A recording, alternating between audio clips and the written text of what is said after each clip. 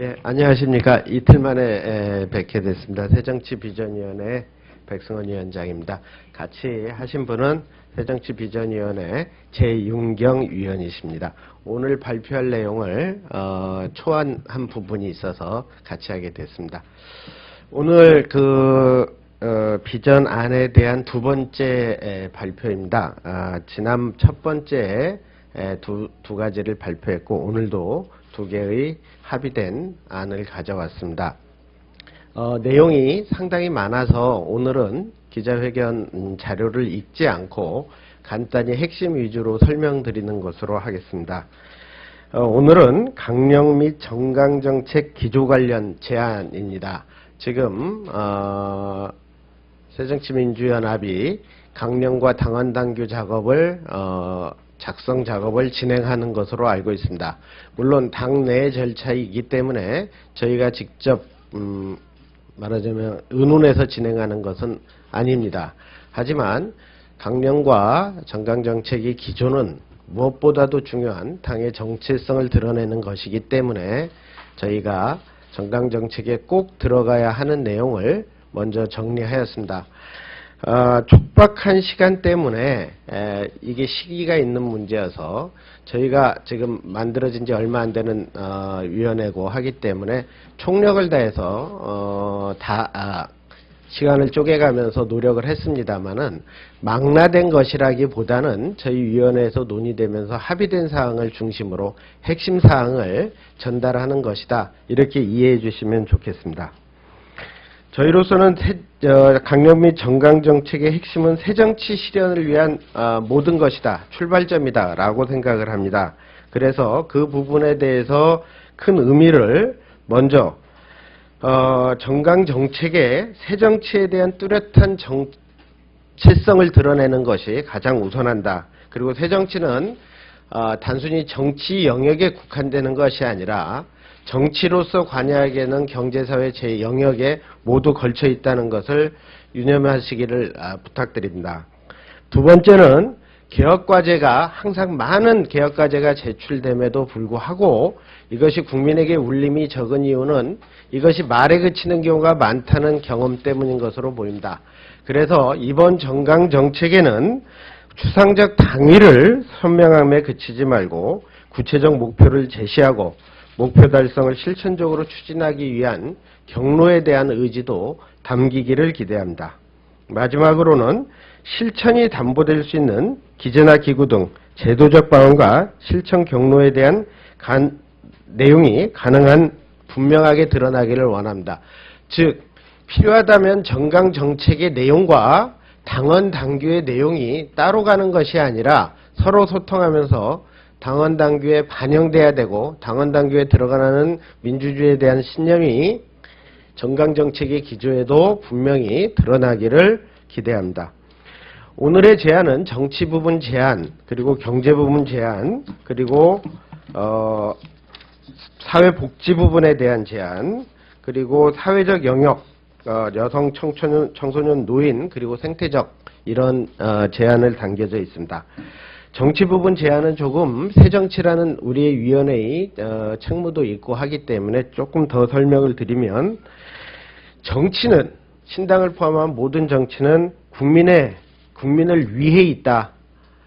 공직자와 정치인은 국민의 공복이다라는 원칙의 재확인이 드러나기를 바랍니다.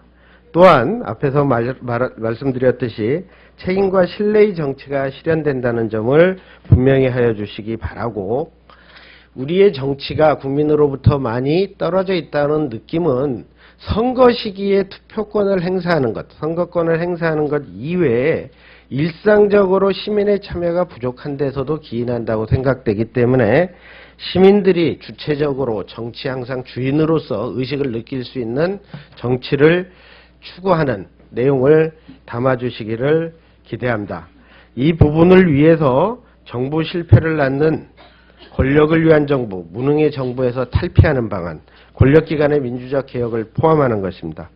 부패 행위에 대해서 많이 개선됐다고는 하나 역행하는 측면들이 드러나고 더 이상 나아지지 않고 있는 현실을 타파해야 된다는 점, 일하는 국회의 상생의 정치를 위한 제도개혁이 강조돼야 된다는 점, 이미 첫 번째 발표에서도 말씀드렸지만 선거제도 개혁에 대해서 근본적인 성찰을 요청한다는 점, 한반도의 분단과 군사적 긴장관계를 완화하는 데 기여하는 정책이 필요하고, 남북관계를 획기적으로 개선하였던 그동안의 여러 결실은 여전히 효력이 유지되어야 하고 더욱 진전되어 나가도록 해야 한다는 점을 분명히 밝히는 것이 필요하다고 생각합니다.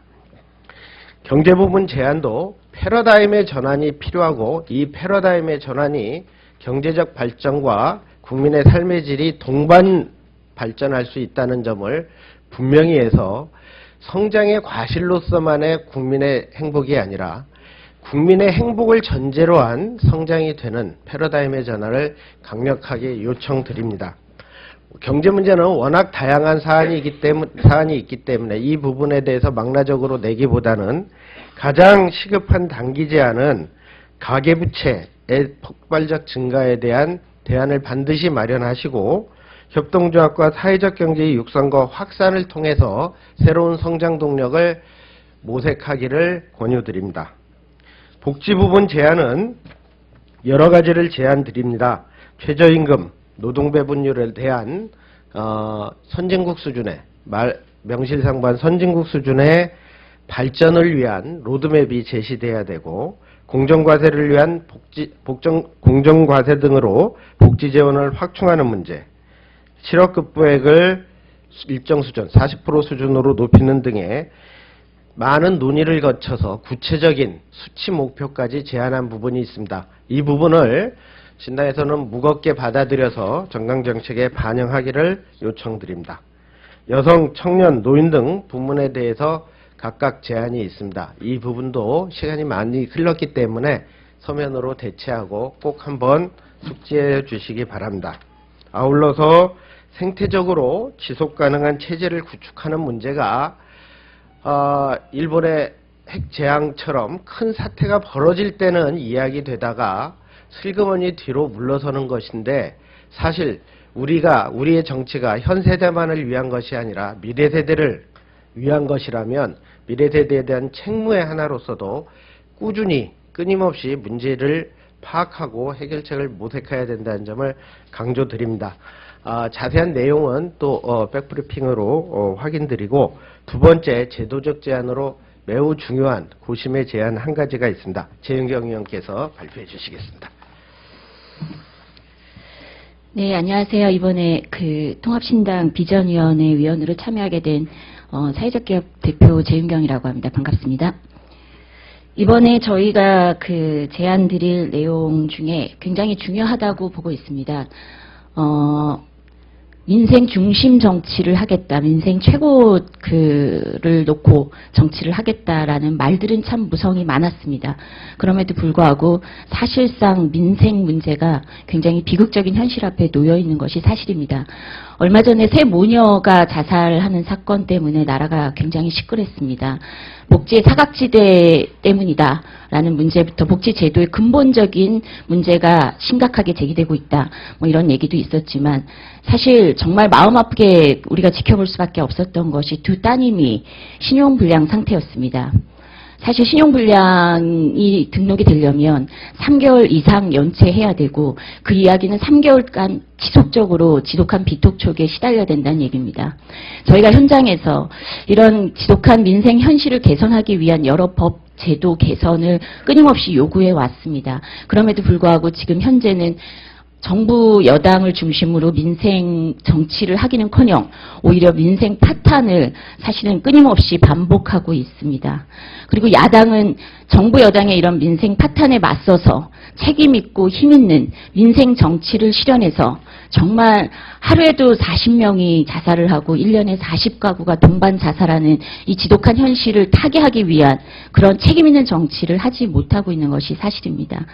저희는 이번에 통합신당의 새정치를 위한 가장 중요한 의제 중에 한 가지를, 멀리 보고 장기적인 어떤 정치 개혁도 중요하지만 당장 발등에 불 떨어져 있는 민생 정치의 실종을 극복해야 된다는 것을 제안드립니다. 물론 지금까지 많은 정치권에서 말에 그치는 그런 민생 정치를 구호로 외쳐왔습니다. 하지만 이제는 더 이상 구호만을 믿고 따라갈 수 없습니다. 민생 정치의 책임 있는 실천을 강조하기 위해서 이번에 민생 정치 최고 연석회의를 제안드립니다. 앞서도 말씀드렸지만 지금 생계비관으로 연간 40가구가 그리고 동반 자살을 하고 하루 40명, 한 해는 15,000여 명이 자살을 하고 있습니다. 자살 사유를 들여다보면 경제적인 사유가 대부분입니다. 사는 것이 무료해서 자살하는 것이 아닙니다. 사는 것이 지독해서 자살하고 있습니다. 저소득 서민은 고금리 빚에 시달리고 있고 중산층은 집에 딸린 과도한 빚 때문에 시달리고 있습니다. 세입자들은 2년마다 이사 다니는 서름 때문에 이 또한 정부 여당에서 전세 대책을 내놓기는커녕 빚으로 집주인이 올려달라는 전세금만큼 올려주라고 얘기하고 있습니다. 그런 금융정책으로 일관하고 있는 지금 현 정부 여당. 이 속에서 많은 중산층들이 저소득층으로 전락하고 있습니다. 대기업의 골목 상권 침범, 비정규직 차별, 높은 사교육비와 대학 등록금, 세계에서 가장 높은 통신비 부담 등 가계 경제를 짓누르고 있는 민생 현실 정말 끔찍합니다. 새정치민주연합은 이런 현실을 변화시키는 행동을 분명하게 실천적으로 보여줘야 되고 이를 제도적으로 보장하기 위해서 이번 비전위원회에서는 민생 최고 연석회의 설치를 제안드립니다. 우선 추진 방안에 대해서 간략하게 말씀드리겠습니다. 구성 방향은 현재 민주당에 있는 을지로위원회, 현장 정치를 하겠다고 열심히 뛰어다니고 있습니다.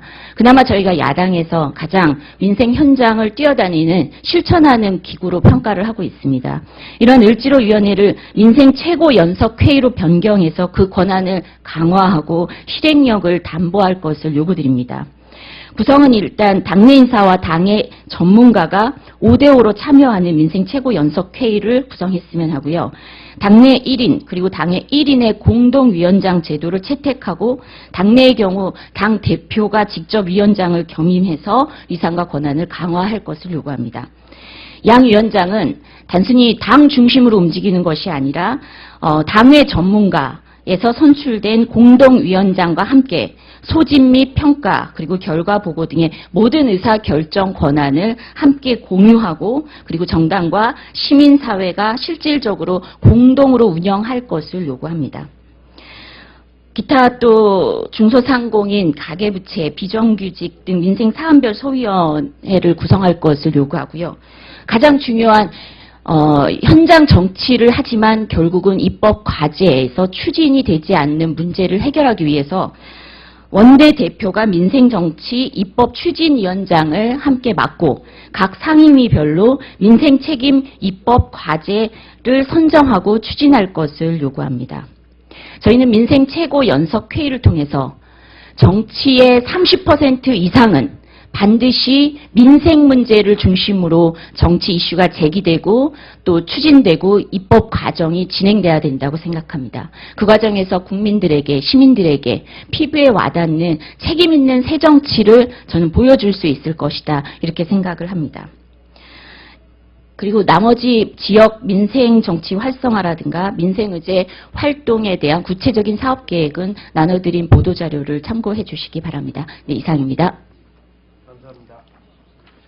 예, 구체적인 질문 답변은 바깥에서 잠시 진행하겠습니다.